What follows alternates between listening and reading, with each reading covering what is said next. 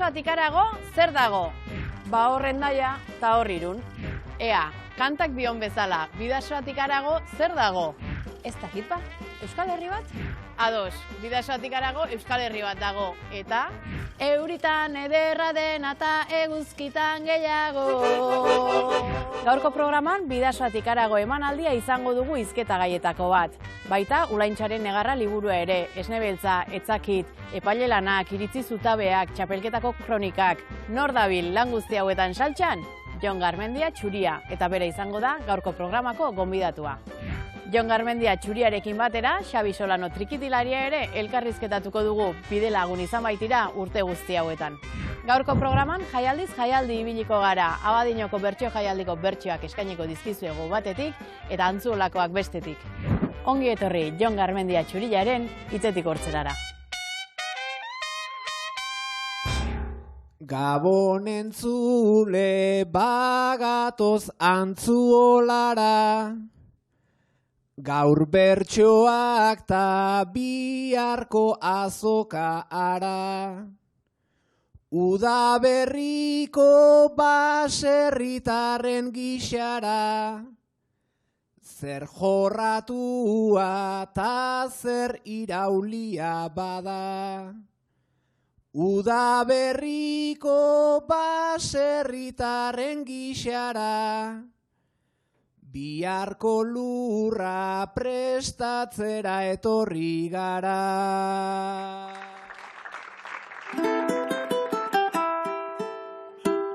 Hitzekin esaldiak osatzea, hitzekin kantak egitea, hitzekin artikuluak idaztea, hitzekin bertsioak jostea, hitzekin poesia sortzea. Langintza horiek guztiak ditu Jon Garmendia Txuriak. Azken urtetan bertsolari txapelketetan ikusi dugu saioen kronikak idazten edo epaile lanetan. Eta berriki argitaratu du Ulaintzaren negarra poema liburua. Ea gaurko hitzetik hortzeran, hitzak faltan edo soberan ditugun Jon Garmendia Txuriarekin. Jon, iritzi emaile, bertsolari, idazle, poeta, hainbat lan egin izan dituzu, gaur egun 2026an nor da Jon Garmendia Txuria? Bueno, nik esan dezun guztia naizela, baina, bueno, hain aurrian daramatena gehien bat dala semea esango nuke. Ze, bueno, ama baserrian bizidik da, eta berriz itzuli naiz bere ondora, eta, bueno, 84 urterekin, ziurnez gaina programa hau ikusten egongo dela, eta libura ere bere eskaini diot esan nire etxea bera dela, eta hoxe esango nuke. 2026an semea. Eta beti hitzaren bueltan, eta zenbat hitz aspertu izan dituzu zure bizitzan zehar? Hitz aspertuak asko, hitzekin aspertu tarteka, eta nire hitzekin jendea aspertu ere. Gorputzak pisu gehiago dauka, baina hitzarekin urrunago joan altzara, gorputzakin baino. Eta hitz horietan zu zaude, edo jabein esan da, zu ikusten zaitu jendiak. Orduan, nik uste hitzaspertuak komunikazio mailan beharrezkoa diala, eta gaur egun gizarte honetan inkomunikazio handia dagoen lekuan, uste hitzaspertuak behar diala. Baina, gaurko hitzek noraino garamatzaten.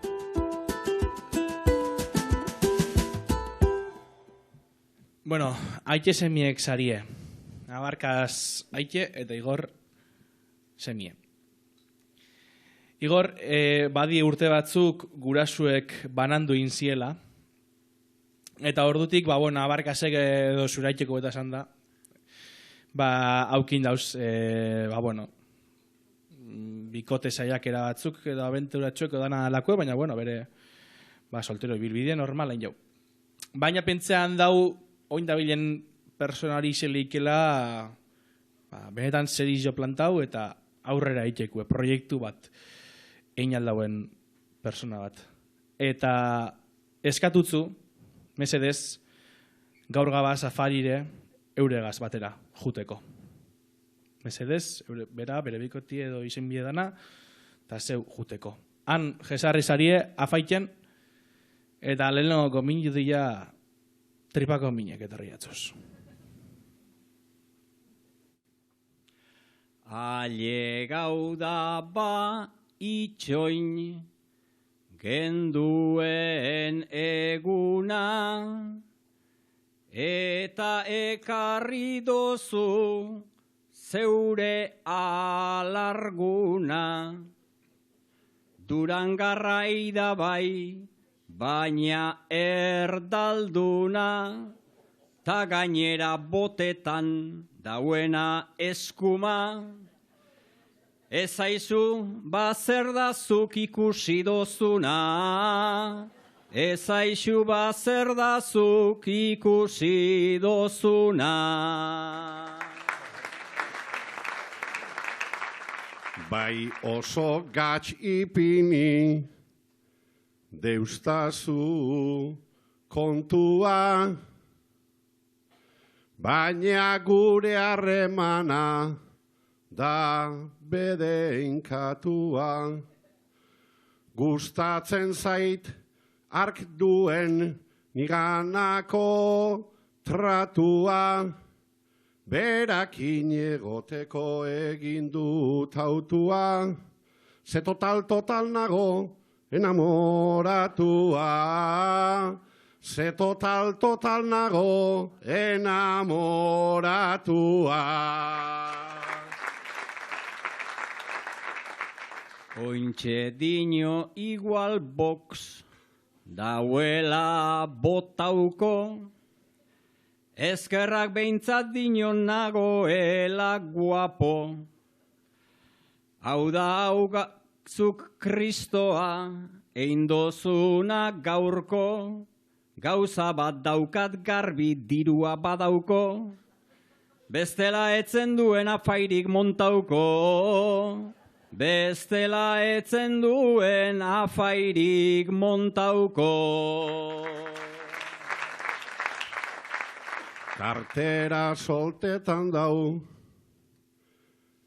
bai berak hain errez, eskuzabala dugu lagun hori berez.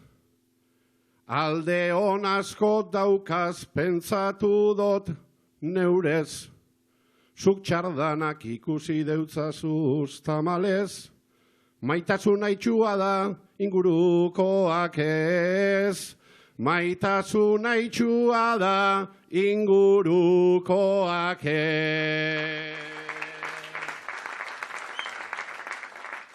Eta atzoak dino, ezkontza nosko da, eta nik pentsatu dut zerta orain boda. Iaita estimua altzau eixu gora, apur bat pentsau eta ez aldozu oba, gazte plantak eginez segi loraz lora. Gazte plantak eginez segi loraz lora. Maitasunak ematen dau nahiko bertigo, baina beragan pentsau dodanik aldiro. Tximeletak egaka urdailean igo, ta zuk zure hankari eindautza zutiro, eta gugazetzara bueltauko barriro, eta gugazetzara bueltauko barriro.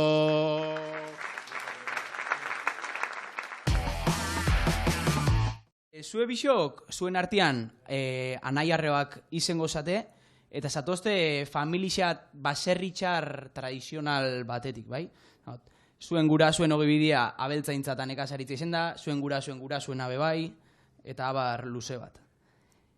Zuepe egungo egoeria ikusitxa bai geopolitikoa, baina bai orokorrian kontsumitzen ditxun elikagaien kalidade txarra eta abarrak ikusitxa, oso kontziente esate elikadura buru jabetza horren garrantzixaz, bai?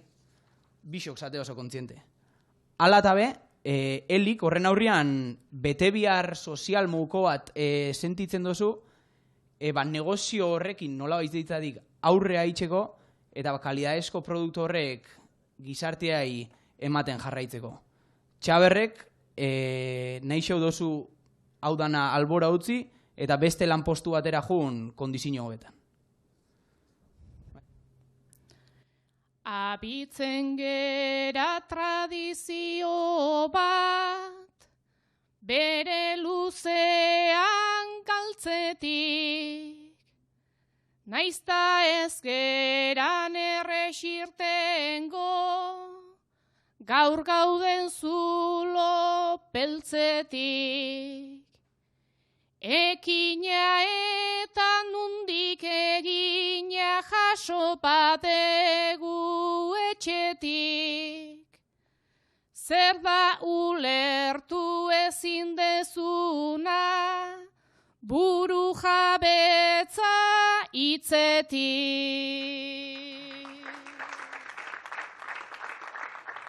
Buru jabetza hitzan atzetik, hitz asko dator gero be, adoz guk lana egiten dugu herriak jandezan hobe.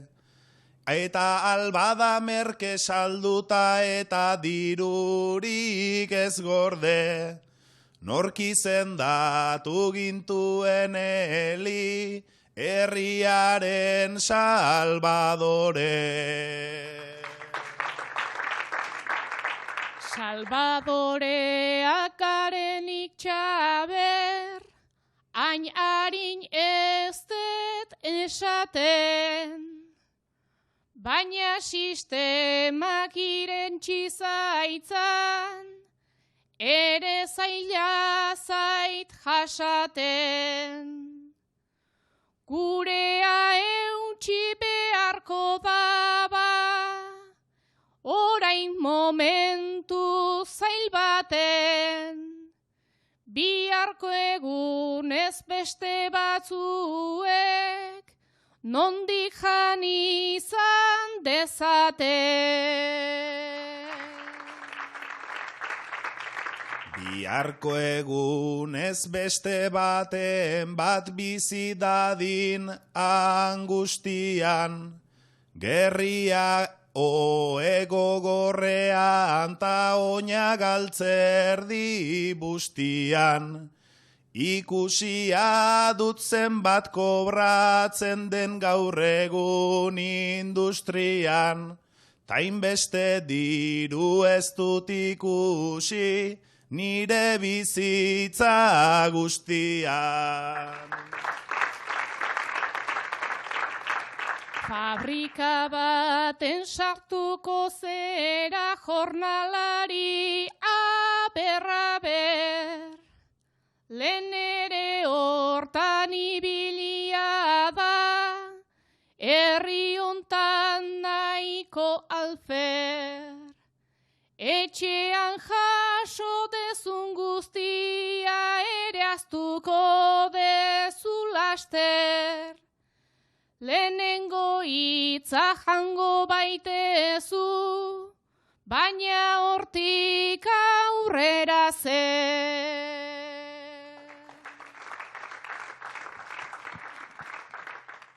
Ba opa dizut, jende hobea irits dadila iritsi, tazuk jarraitu gure langintzan gaur artelez bizi-bizi. Baserritarrak gauza berbera egiten du krisi, buru jabetza aldarrikatu, ta pinuditatik bizi.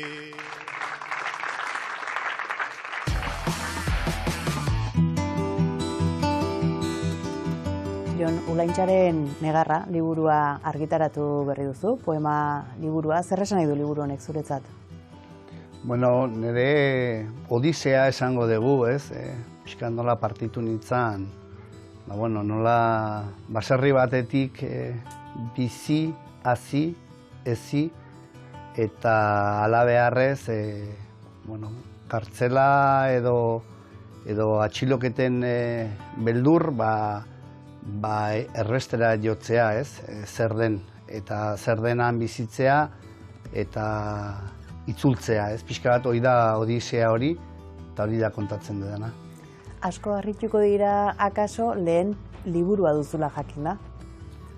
Argi neukan liburu bat iritsiko zela zerbait kontatzeko neukanean, ez? Eta Ulantxaren negarrean ez dut asmatu gertatu eginda, nire gertakari pertsonala daude, jende askorenak, eta esan nion nire buruari hau gertatu eginda, ez dugu asmatu eta kontatu egin behar da, nik aukera nuen kontatzeko, eta horrentzat egin dute liburu formala.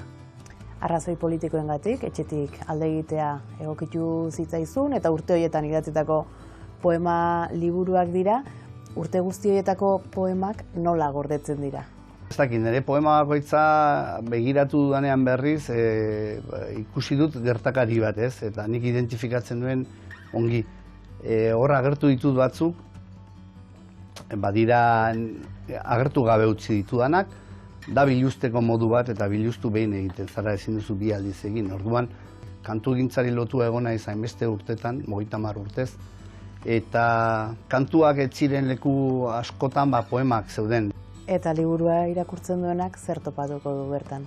Uste dut orden bat zehatza ez dago, hau Maider Ziaurrizek urrentako lagun min batek berak egin du edizio lan handi bat hortan, ez? Baina historia daude, ez? Duela 30 urteko poema daude, edo gehiagokoak, badago bidean 15 urte, edo 10, edo badaude momentu alaiak, momentu tristeak, pixka bat nire izateko modua agertzen denak, iluna edo idazteko nire barruan dagoen korapilo hori askatzeko, ez? Eta zergatik Ulantxaren negarra? Nire baserrian, adibidez, zapelatza deitzen zen, Ulantxa, deitzen da, noski. Lapurdin eta Nafarra garaia miru gorria, eta Xuberoan Ulantxa beste ahoskera batekin nik ez dut inoiz asmatuko, baina honik, baserri batean, etxetik joan da baserri batera iritsi nintzen ere, baina baserri hartan beste euskera bat zegoela hartu nintzen, eta hori giltzatua gelditu zitzaidan, eta nola Ulantxa hori nire zapelatza bide hortan bilakatu zen beste izeneko zerbait, eta hegazti bera izan da, ez? Horrek sobera onkitu nindun, eta hau ez ezaguna nuen nik ere bere garaian, eta beti gordea izan dut, eta argi neukan, horixe, nire zapelatzaren negarra, Ulantxaren negarra deituko zela nire poema liburua.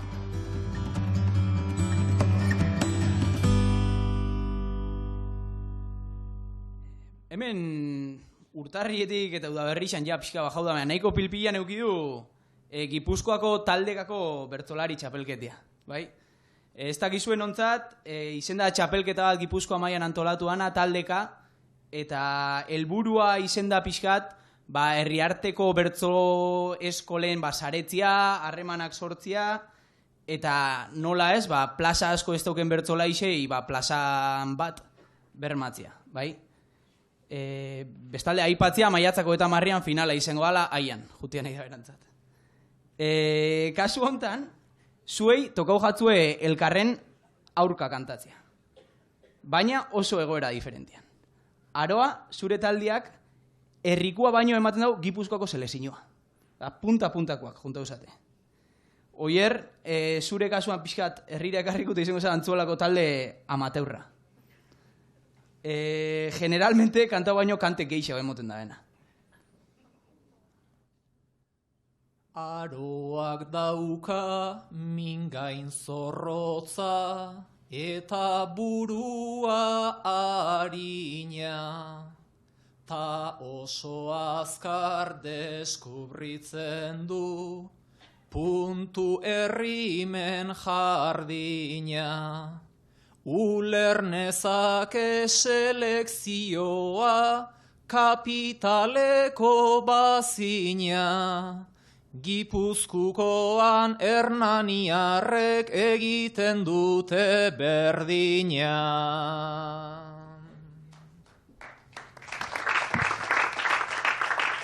Zure asmotan beraz ipini, nahi gaituzu bertan bero, naizta ideia entzunda deitu, diezazukedan ero.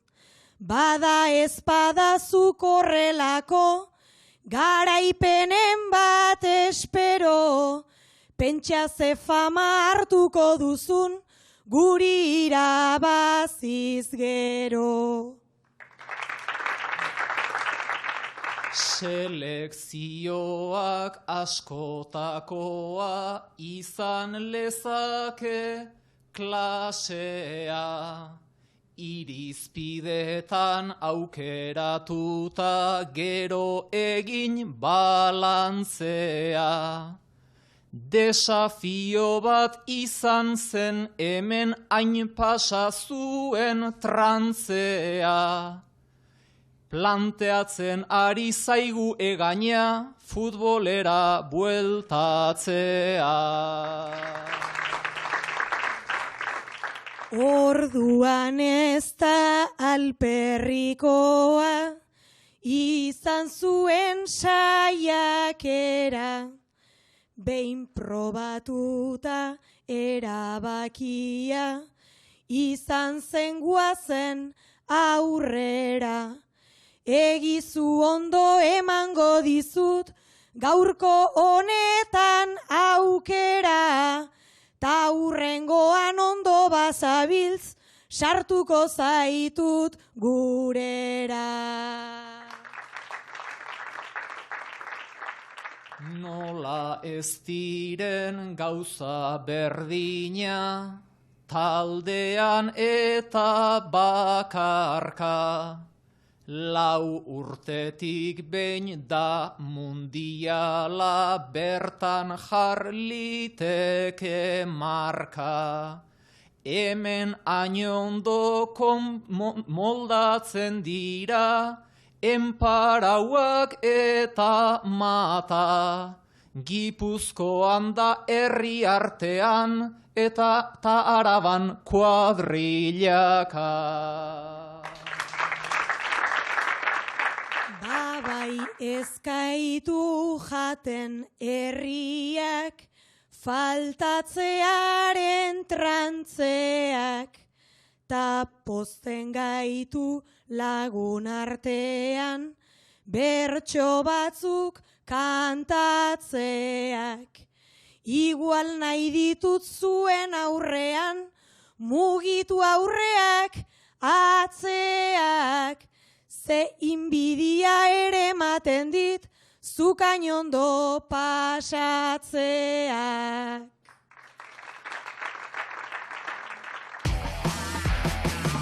Bueno, nintza, 70 urte bete barri dauzen emakume bat zara.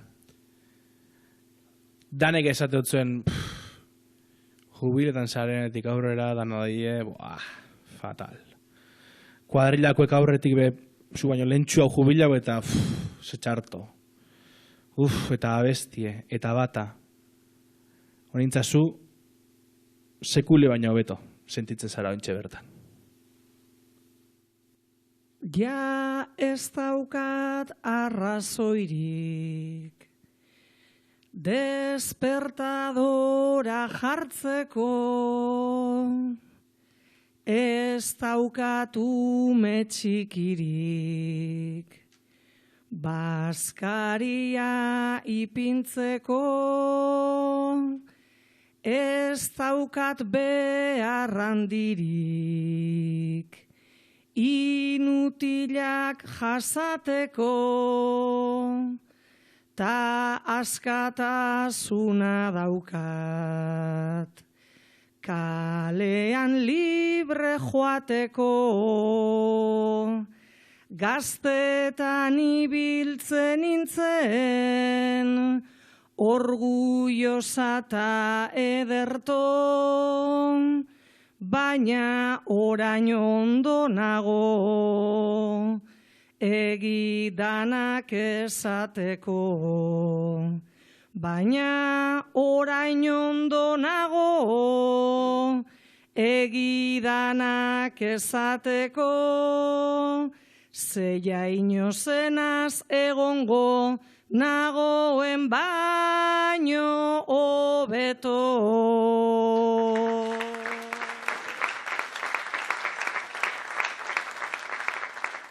min gaina daukat solia, ta atzamarrak oso latz, briskan jokatu izan dut, atxaldetan lagunakaz,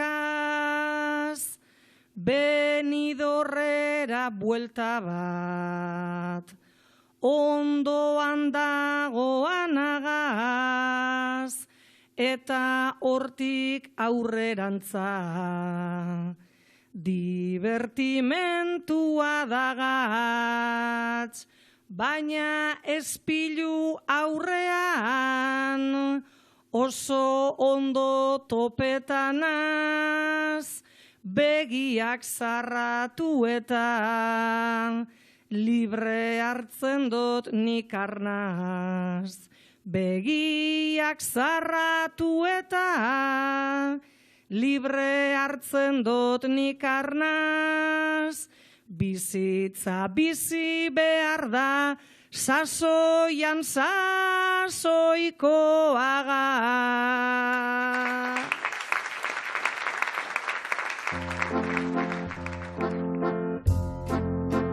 Jon, eta zu noiztik zaude bertsoari loturik?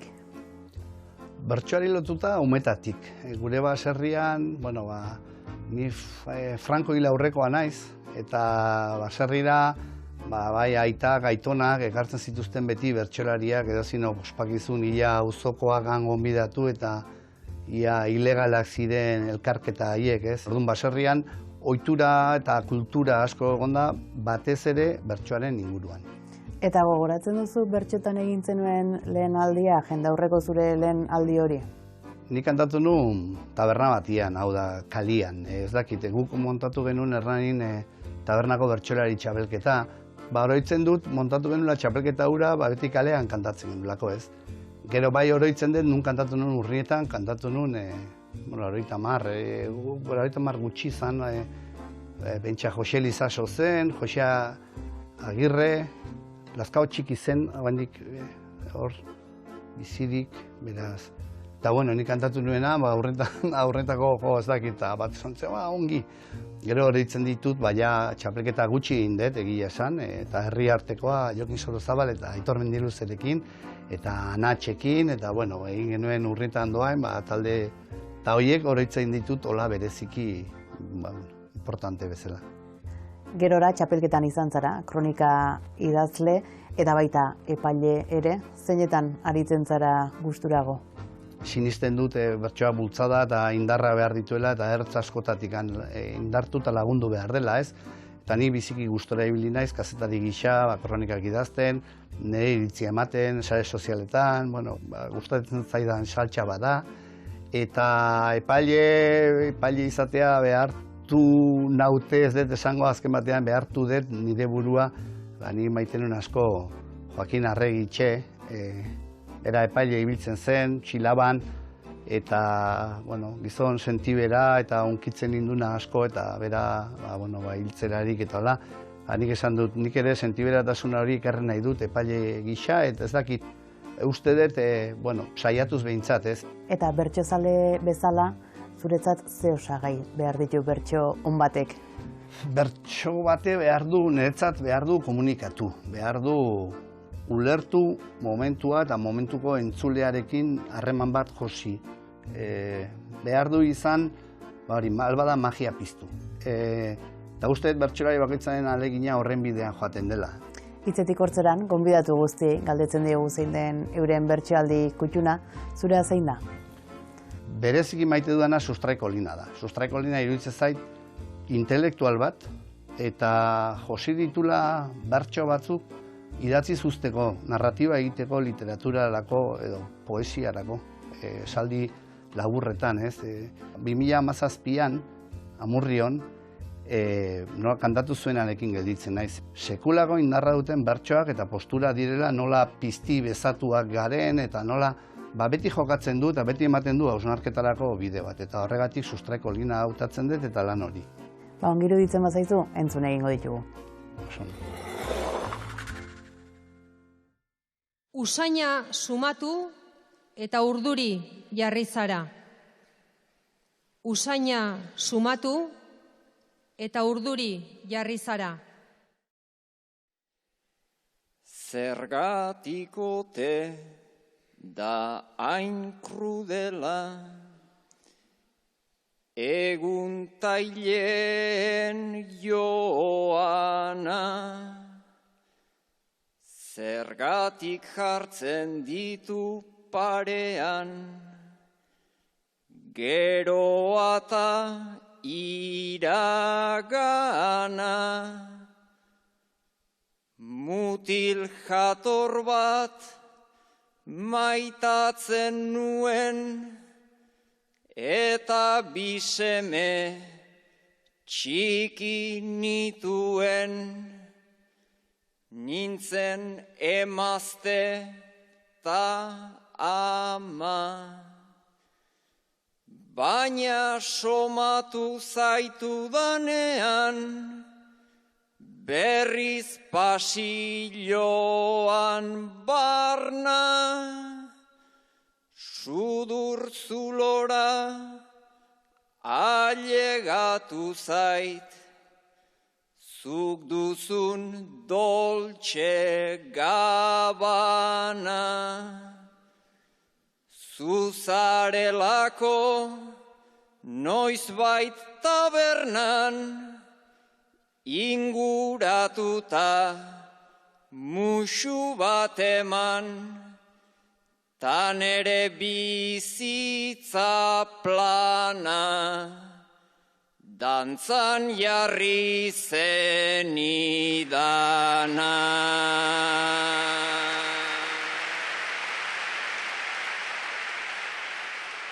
Gaur pozik nabil, seme alabekin, parkean zehar korritzen, nere iraganak egin nuenak, jaen hau lotxa gorritzen, zure usaiak pizten duena, ta iraganean joandako dena, nere barrenean hil zen. Bikote baten errutinak naiz, asko ez gaitun maite mintzen, detailekin gozatzen dakit, gaur hau naiz lehen ura nintzen.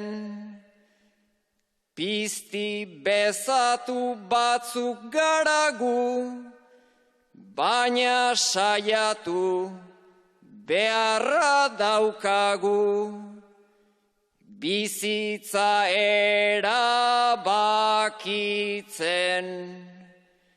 ta erabakiak bizitzen.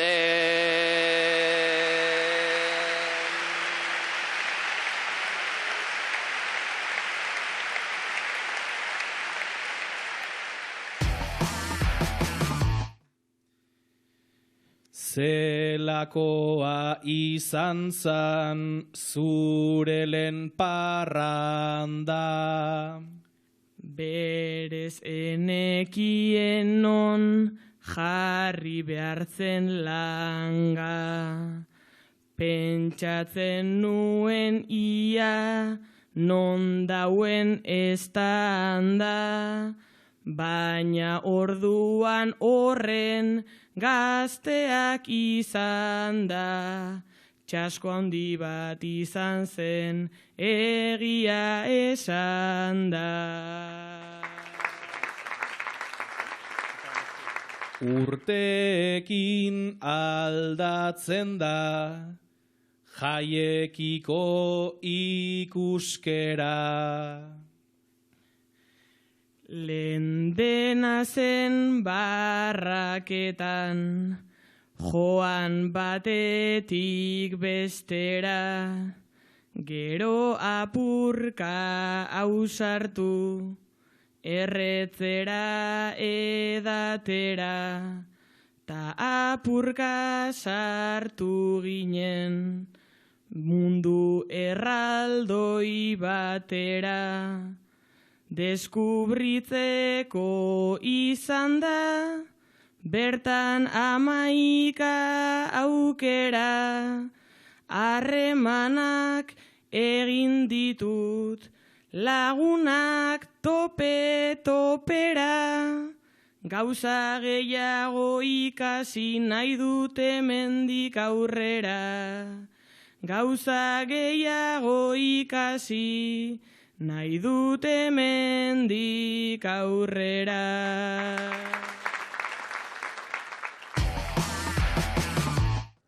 Zuek 3 lankide izango zate, eta egunero lez batea plantau zate zuen lantokiko komedorian, bai, kantinan. Batea zaite, baina oso bestelako platerrak eta estiloak dauzkazue. Txaberri, amamak preparatzen jau, egunero azkeixa. Eta egunero sorpresa, ez da usabaltzen taperra, iatzen dane arte. Batzutan kejau behitzen da. Jo, ezibaki etxatela alkaparra gustatzen. Baina oso pijoa za. Real foodin, kontzientzia, moderno bat. Berak lentejak ekarri itxu txoixoakin. Baina lentejak ur alkalinotan euki itxu beratzen 15 ordu eta 23 minutu zehatz, 21 gradutan.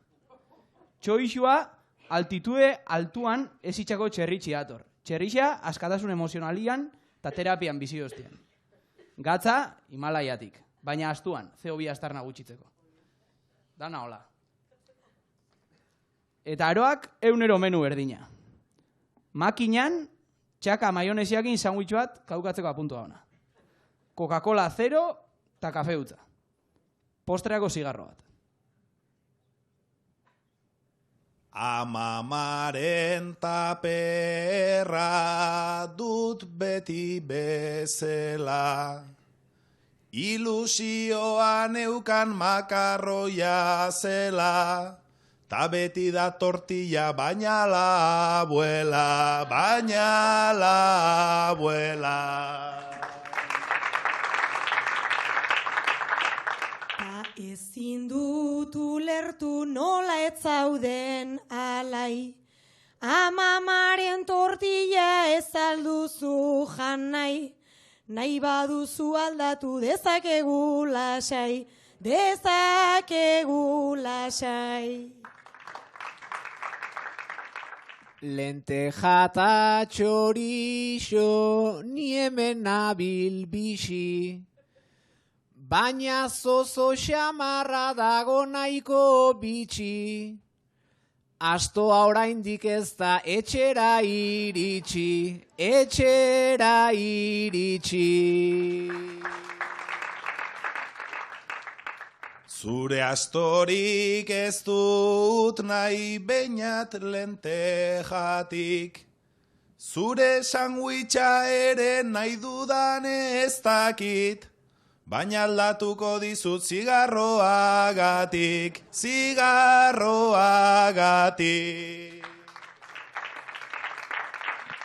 Zu hitz egiten hasi eta ni naiz izu, tori sandwich zati bat eta kosk egizu, zindagizut bizitza aldatuko dizu, aldatuko dizu. Ez sandwicha arren ustazu itxirik, aroa hemen naukazu ezin sinetxirik, oraindik ere nola zauden zu bizirik, zauden zu bizirik. Naizta sarri oidudan, kexa erakutsi, nire platera eta hauenak ikusi, jan ederto egiten dut kozinatu gutxi, kozinatu gutxi. Ni Coca-Colarekin pozik berdin, alakorik askotan ezin omen da egin, pentsa ostiraletan azukrearekin.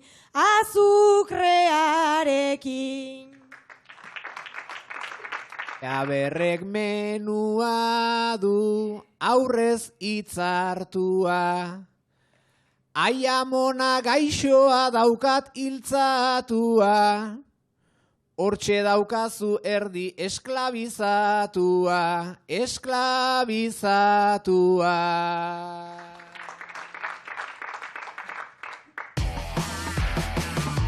Bueno, zuek eragile bitan militau izen dozuen 40 urte inguruko persona bizarie. Urtero etorri izen zarie ona, Matizeneko jaizetara, naiz eta bertakoek ez izen, turnuek eitera, bolondrez, Traina plazan jarten dien txosnetara. Baina kontu bat badau da, oindala 15 urte, beti parez pare jarri izen zarien txosna horiez gain, beste 10 egoten ziren. Apurka joen da, 8 txosna izetera, 6, 5, eta oin zuek bizo bakarrik geratzen zarie. Lehen egoten ginen 15 hilaran, eta orain trago bi bakarrik pasadan, ara igor gureaz ze duda daukadan, militantzia edo terkedadea dan, militantzia edo terkedadea dan. Garai baten hementxe egon ginen danok, 20 urte pasatu, eta gara biok arestik bere aitaren etxeaz lez dinot, nire betiko txosna defendiduko dot. Nire betiko txosna defendiduko dot. Eskara hilko txosna defendidu gabe, bakotsak bere mito ta bere altare, baina ez diren kontra biok ala handabe, ez dakigu osondo zeren kontra talde, ez dakigu osondo zeren kontra talde. Banik gorroto dodaz, 1000 burokrata, ta haren kontra egin gura neuke talka, itxigen duzen armak ta itxi pankarta, oin txosna zarratzea baino etxat falta, oin txosna zarratzea baino etxat falta.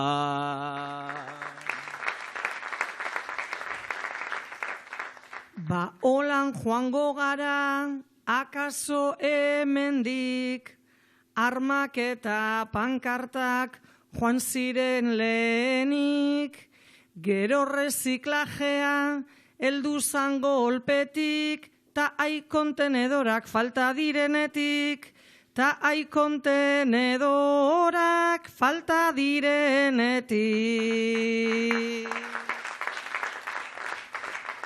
Bai kontuak olantxik daukaguz gaur egun, nonoz aldatuko da, hori espero daigun, eta gaur da naipini, ez dagigun ilun, alkarri trago bana atara deiogun, alkarri trago bana atara deiogun.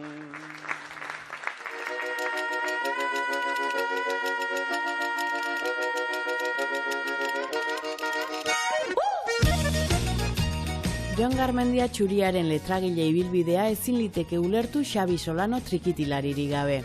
Etzakit taldearekin hasi zuten euren elkarlana. Hainbat proiektu egin dituzte batera. Esne beltza edo orain berriki hasi duten Bidasoatik harago emanaldia. Biak elkartu nahi izan ditugu, bata ezin litekeelako ulertu bestea gabe. Txuria, norra zuretzat, Xabi Solano? Xabi Solano da nire idatziei, hitzei, literaturari lurra jarri diona. Ez dakit, niretzat oso horretxa izan da, beak sortzen zizkia melodiak ez bazan nire poema batekin edo zerbaitekin, edo beak eman musika melodia eta nik ari idatzi, ez? Eta hor ustet niretzat da nire lasaitasuna eta sortzaile bezala edo sortu behar delarik nire inspirazio iturria. Eta Xabi, nor da zuretzat, Txuria? Bueno, ne ustez, netako Txuria bentzat dijoa musikataz aratago, ez? Laguna, konfidentea. Eta hortik sortzen da musika guztia. Azkenean bion artien bizi izan dugun gauza guztiek hor plasmatzeia. Eta zen kanta egiteako jabeak badaki zer esan behar dan, ez? Eta nik uste oso ondo ulertzen ditulan melodiak eta nire... Baina nik uste musika zaratago doala daudena, ez? Eta zer gertatzen da biak elkartzen zaretenean? Egia zen, nik uste behakin elkartzen ezenean irikitzen zait zerbait, ez egitela zer dan. Bine, lasaitasun bat emateit, hitzak aixa, eta ez ezkiteakit eta ni nolakoa nahi zen ere bai.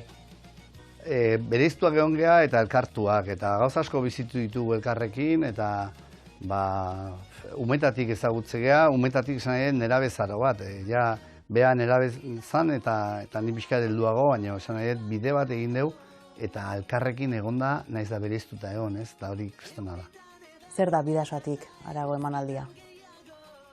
Bueno, Bidasoatik harago da Xabi eta ni, biok bakarrik, ez? Eta nik gogo berezian, beak trekitixa hartu, eta ni jotzea literaturaren arlo batzutatik. Izan bertso, izan poema, izan idatzi, ipuin, eta Xabik hortik sortu nola baiteko ambientia nik kontatu nahi nun guzti horri, ez? Eta Bidasoatik harago hortan hartu gure herria elkartu eta bereiztu egiten duen ibai hori ardatz, eta euskal lur bat dagoela alde batian da euskal lur bat bestian. Emanaldi horrek baditu bi garai, orain dela urte batzuk, orain dela ia 15 urte egin zenuten lehenengoa, orain berriz bigarren garai bat edo bigarren bira bat egiten ari zarete, desberdina da egiten duzuena? Ez, antzekoa da, baina kara, orduan iparralde bakarrik algen urin. Oain ja Bidasoa alde batetik eta bai bestetik gabiltza, ez? Netzako Bidasoatik harago da, lehen esan dizutera, musikatik haratago gure irikiten geha bilok. Eta nik beak hitzak esaten ditun ala, nik badakin nundi jo, ez da melodiakin. Oso ondo ezautzen geha. Eta nik uste hor, kontzertu hauetan hori oso nabaria dela, ez? Xabi Solano eta Txuria, eskerrik asko, gaurko tarte honengatik eta ikusiko gara, Bidasoatik harago ere. Eskerrik asko. Eskerrik asko. Bueno, zuek futbolari profesional izendako bi jokalari zaria. Euskal talde baten egin du esan zuen urte danak, zuen ibilbide profesionalak urte danak, eta beti saiatu izen zarie, edabidien aurrien, prentzaurrekuetoketan sala, edo dana dalakue, euskera ez egiten. Oindala hilebete edo gitxia oindala 3 aste, Reala Kopa irabazi eban, han egon zinen zuek, udaletxeko plazan, eta hainbat urtez euskal talde baten jokatzen dabilen euskal futbolari baten agotik entzun zen duen, bueno, oin gaztelera zengo dut, danok ulertu daigun, barkatu euskaldunek, baina erdera zengo dut.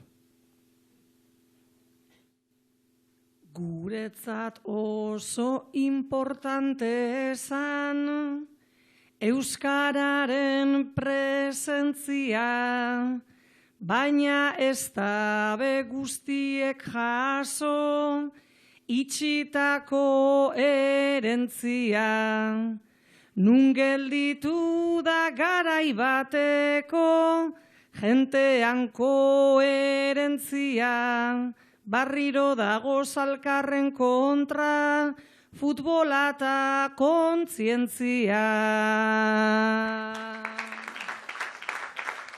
Naiz eta poza gailendua zan, honek gaiztotu du dena, ta semina oroitu ezkero, aritzek esan zuena.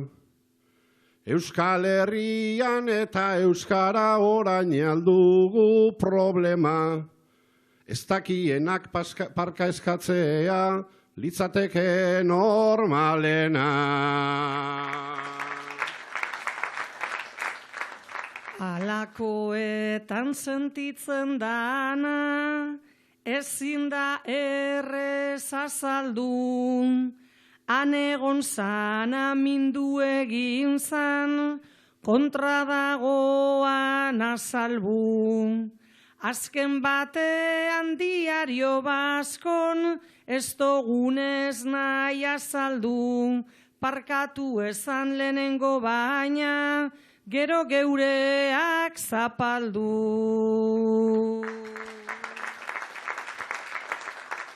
Baina tamalez urte askotan, nola gabiltzan horrela, han pasatu zen baina ezen hautsi, aurretiko erregela. Naizta euskera maite dugun guk, ez beste askok bezala, txarrena dugu rengo baten, berriz pasatuko dela. Jokalariei behar jakie, konpromisoa eskatu, koloreak asentitzen dana, gura badabe bultzatu, baina jenteak behar leuke, eskutan zeo zer hartu, parkatu esaten deuskue baina, ez dago zertan parkatu.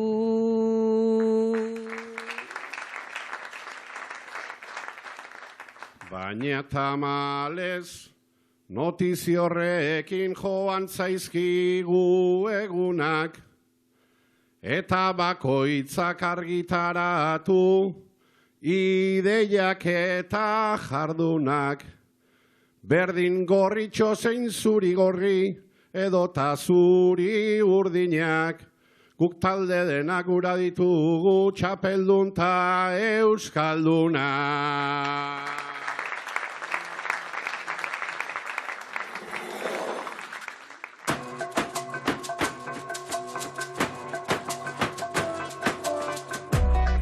Kanporaketa egin ondoren, ekainaren 6an egingo da senyora sariketaren finala Plentziako Danontzat gaztetxean. Oian Eiguaran, Ana Pikadillo, Maider Altuna, Katin Madariaga, Katxalin Lizarraga eta Julene Iturbe iritsi dira finalera. Finala arratsaldeko 6etan izango da, baina egun osoko egitaraua antolatu dute senyora sariketarako. Informazio guztia senyora sariketaren Instagram kontuan topatu dezakezu. Orduta erdi joan jakuta, oba hemendik aparte, espero dogu euki dogula zuek gura beste arte. Hau da gurea, herririk herri gabizkantua bitarte, gurea inoz ez da agur bat, beti da hurrengor arte.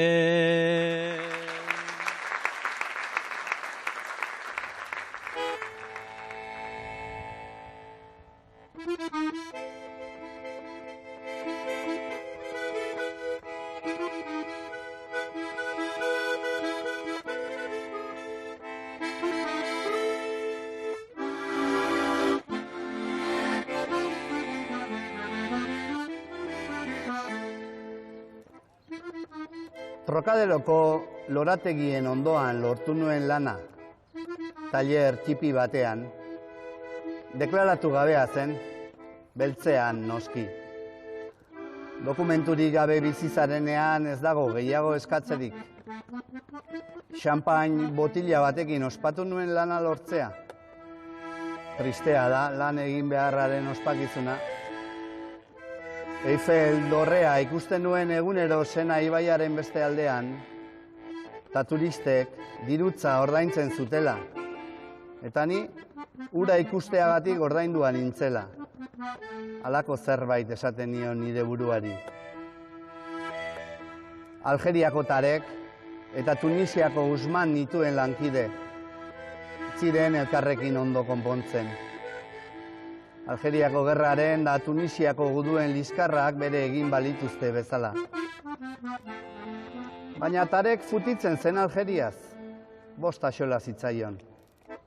Sobera Garagardo edan genuen gau batez, Sena ibaiko pintada ezagunaz galdetu nioenean, ohartu nintzen. Izi onua les Algerien, hemen itotzen ditugu Algeriarrak, hori dio pintada ezagunak. Nola ahaztu poliziak ehunka Algeriar hil zituela Parisen. Eta ez da berak ez zituela oroitu nahi baizik etzekiela, eta berdin zitzaiola gainera.